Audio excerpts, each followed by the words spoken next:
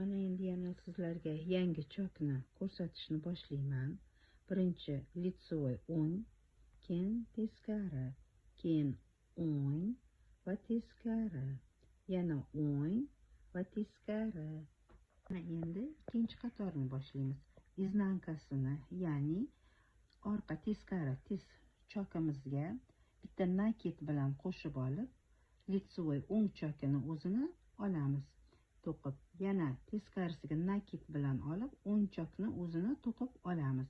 Shu davomida, shu fazilda davom ettiramiz oxirigacha. Mana ko'ringlar azizlar. Mana iznanka, litsovoy. Iznankani bitta nakit bilan olib, litsovoy o'zini to'qib olamiz. Oxirigacha davom ettiramiz. Azizlar, endi uchinchi qatorimizni teskarisini olgan nakitimizga yana nakit qo'shib olib, litsovoy chokimiz orqa tomonda iznanka bo'ladi, uni litsovoy qilib olamiz. Yana nakit olgan joyimizga yana nakit bilan olib, teskari chokimizni litsovoy qilib olamiz. Mana qaranglar azizlar, mana oxirigacha shu afzalda to'qib olamiz. Mana 4-qator bu azizlar, yaxshilab diqqat bilan ko'ring. Nakit bilan olgan chokimizni iznanka qilib teskarisini to'qiymiz. Iznanka ruschasiga, o'zbekchasiga teskari, iznankani litsovoy qilib olamiz. Yana hamma olgan nakit choklarimizni hammasini bitta qilib iznanka qilib chiqaramiz. Iznankani esa litsovoy qilib olamiz. Mana shu afzalda oxirigacha davom ettiramiz to'qishimizni. Mana yaxshilab diqqat bilan ko'ring. Azizlar, endi orqasini 5-qatorimizda iznankasini litsovoy qilib olamiz.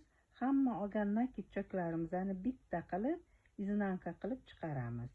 Yana iznankani litsovoy qilamiz.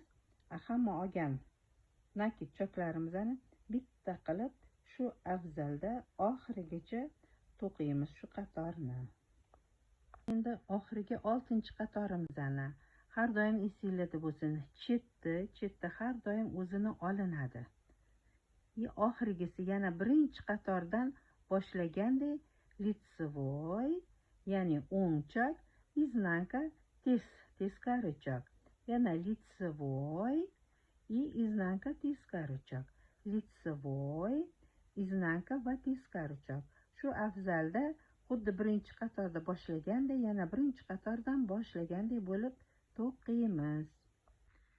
Mana azizlar, chokimiz ham bitta tugadi 5-qatordan.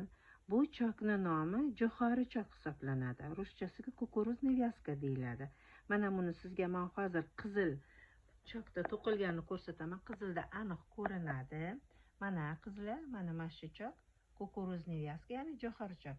Uni jimpirlarga to'qisanglar juda ham chiroyli chiqadi. Yana kichkina bolachalar uchun piyatka, pinetkalarga juda ham chiroyli qalin chok bo'lib chiqadi. Rahmat e'tiboringiz uchun. Azizlar, meni kuzatib borsangiz, sizga pinetka, piyatka, kichkina bolalar nimchasini qanday boshlab, qanday tugatishni ko'rsataman.